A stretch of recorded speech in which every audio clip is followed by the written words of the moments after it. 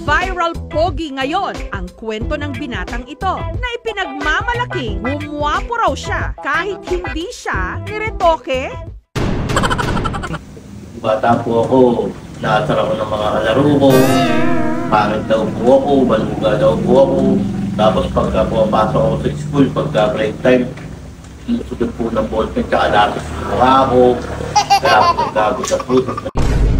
Mula noon, naging determinado raw siyang i-improve ang kanyang sarili. Yun nga lang, can't afford siyang magpaderma o gumastos para sa mga mamahaling skincare product. Ang sabon na kanyang ginagamit, kung ano na lang daw ang makita sa kanilang banyo.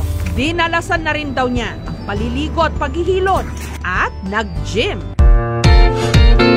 Matapos ang ilang taong pagpapapogi,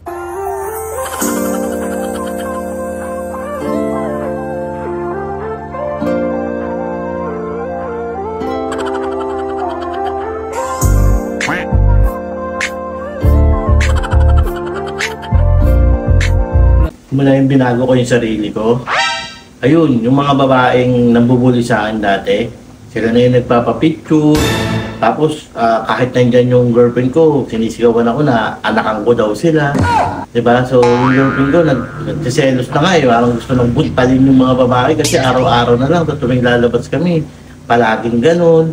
Palaging anakan mo ko, Jason. So hindi ko masisisi yung girlfriend ko kasi nga magandang lalaki yung boyfriend niya. So wala akong magagawa doon kapag